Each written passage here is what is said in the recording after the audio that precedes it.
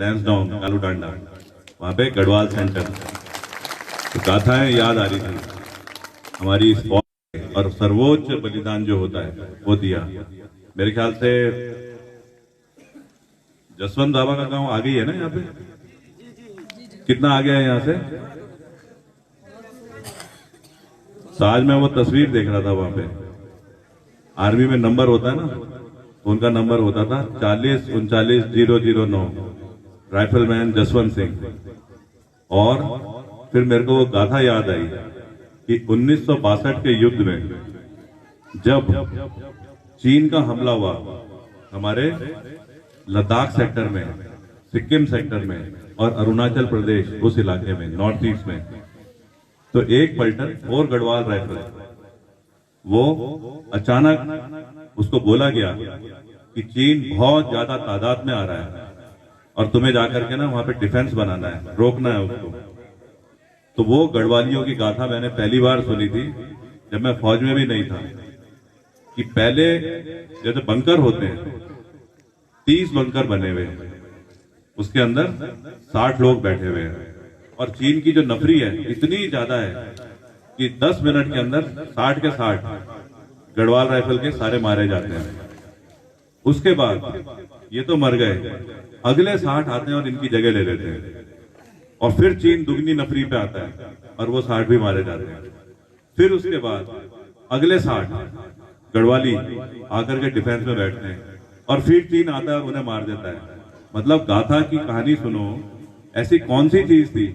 पहलों को तो पता था, क्या पता कितने होंगे चीनी, कम होंगे तो चलो हम लड़ते हैं, दूसरों को भी शायद नहीं पता होगा, चलो वो भी आ गया,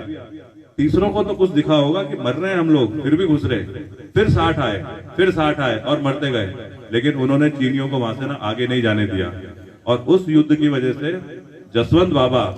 अपने सर्वोच्च बलिदान देने की जो कहानी थी उसकी वजह से फेमस हुआ, और उसे बोलते हैं नूरानान का युद्ध। आज वहां पे भारतीय सेना, फौजी, सिविल जितने हैं अरुणाचल प्रदेश में, जब जाते हैं तो बाबा के दरबार में दर्शन देते हैं और उसके बाद आगे बढ़ते हैं। कर्नल अजय कोठियाल की किस्मत देखो कि 19 दिसंबर 1992 जब वो ट्रेनिंग करके सेकंड लेफ्टिनेंट बना और लैंसडाउन आया 15 दिन अपने कोर्स के लिए, तो उसको जसवंत बाबा की 4 गढ़वाल राइफल मिली, और उस 4 गढ़वाल राइफल में सेकंड लेफ्टिनेंट अजय कोठियाल को lieutenant, captain, major, lieutenant colonel और कर्नल बनने का मौका मिला 15 साल में। और उसके बाद उसकी किस्मत, उसे कमांड करने का मौका मिला 4 गढ़वाल राइफल, और उस पलटन से जुड़ा हुआ अजय कोठियाल इतनी सारी चीजें सीख करके आया इस हरे रंग की वर्दी में, जिसे भारतीय सेना की यूनिफॉर्म बोलते हैं, कि उसके ना एक्सपीरियंस बहुत ज्यादा बढ़ते गए। अब क्योंकि ये एक्सपीरियंस के साथ में, और हमारी पोस्टिंग आई उत्तरकाशी में, नेहरू पर्वतारोहण संस्था, प्रधानाचार्य वहां पे, यह है अप्रैल 2013 की बात है। आपदाएं नहीं आनी चाहिए, लेकिन कई बार क्या है कि चीजें हमारे हाथ में नहीं होती, और हमारी पोस्टिंग आई 2013 अप्रैल में नेहरू पर्वतारोहण संस्था में, और 2 महीने के बाद में सबसे बड़ी आपदा, जिसमें कहते हैं केदार घाटी में तो कोई 20-22 हजार लोग मरे, और पूरे उत्तराखंड में हर जगह तबाही हो गई। उस आपदा के आने के बाद, क्योंकि हम उस संस्था के प्रधानाचार्य थे जहाँ पे पर्वतारोहण सिखाया जाता है, पहाड़ में चढ़ना, पहाड़ में बचाव के कार्य करना, तो हमारे को जिम्मेवारी दी गई कि क्या आप राहत के कार्य में जाकर के लोगों को बचा सकते हो। हमारी टीम ने, युवाओं की टीम ने एक बड़े अच्छे मोटिवेशन के साथ जब काम करा, तो 2014 में जब सरकार की जो एजेंसी होती है, पीडब्ल्यूडी, इरिगेशन, सिंचाई विभाग, ये अपना बिजली विभाग, जब उन्होंने सरकार को बोला कि यात्रा 5 साल के लिए रोक दो, क्योंकि इतनी बड़ी तबाही के बाद अभी वहां पे कुछ भी नहीं बचा है, और 5 साल में जब नॉर्मल सुविधाएं हो जाएंगी तब उसके बाद में यात्रा शुरू करेंगे। उस समय हमको, जो कि एक इंजीनियर भी नहीं है, हमको एक काम बोला गया कि क्या आप कोशिश कर सकते हो। और मेरे साथ ना जैसे ये लड़के बैठे हैं पीछे, जोश वाले, अलग अलग तरीके के रंग बिरंगे चश्मे भी पहन रखे हैं, हीरो लग रहे हैं सारे। इन लड़कों ने मेरे को बोला, जब मैंने पूछा कि क्या हम कोशिश करें, तो उनका पता है क्या जवाब था? सर मजा आ गया। और वो अपने घर में गए, अपनी माँ से पूछा, तो उनकी माँ बोलती है, बेटे वहां पे आपदा जरूर आई होगी, लोग जरूर मरे होंगे, अगर वो कर्नल वहां जाने की कोशिश कर रहा है तो ऐसा कैसे हो सकता है कि तुम घर में रहोगे, तुम्हें तो उसके साथ आगे जाना है। उस दिन मेरे को समझ में आया महिला शक्ति और युवा की जो जज्बा है उसे ना वाकई में सही तरीके से कैसे इस्तेमाल करा जाए। और साथ में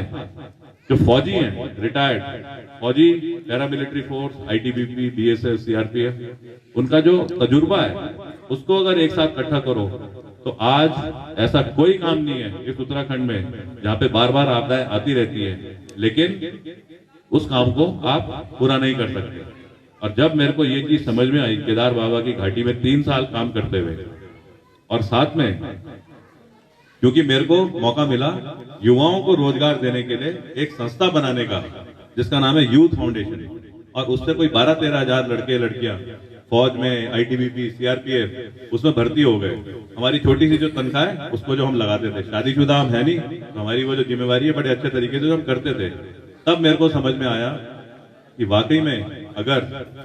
जो मेरी माँ मेरे से उम्मीद करती थी, 3 साल पहले गुजर गई, वो हमेशा जो उम्मीद करती थी कि वाकई में अगर उत्तराखंड में कुछ करना है बेटे तो तेरे को ना खुद जाना पड़ेगा वहां पे। और मेरे को ये समझ में आया कि जो काम हमने करके सीखे, एक्सपीरियंस किया, अगर उनको 100 गुना और बड़ा बनाना है तो शायद सरकार में जाना पड़ेगा। और सरकार में जाने के लिए पॉलिटिक्स, इलेक्शन, ताकि आप चुन करके ऊपर जाओ। मेरे को आज भी बहुत सारे लोग बोलते हैं कि तेरे बस की थोड़ी है राजनीति, और मैं खुद सोचता हूं वाकई में मेरे बस की नहीं है।